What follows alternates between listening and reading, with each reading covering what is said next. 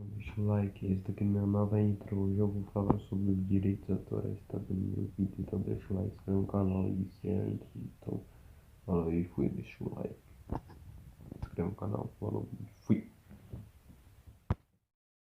Mais um vídeo pra vocês, tropinha, mano. O tropinha não tá trazendo. Quer dizer, eu tô trazendo vídeo, mas tá dando direitos autorais. Então, já vai deixar um like, tomara que daqui não me dá direitos autorais. Eu já vou deixar um like, se inscrever no canal, ativa o sininho das notificações que hoje eu vou falar sobre os direitos autorais. Não sei, tropa, não sei o que tá acontecendo. Eu nem tô ponhando palavrão assim nos vídeos, porque senão o YouTube dá direitos autorais, né? Tá certo? Mas o meu vídeo não foi, e as músicas também, porque senão as músicas também. E as músicas que eu ponho lá no meu vídeo, lá, tropinha.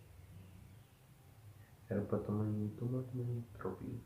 Direitos autorais, então já vai deixar um like, compartilhando com o amigo do WhatsApp, se inscrever no canal, deixar o like. Você não vai pra caraca na mídia que você tão gosta, então deixa o like aqui, então.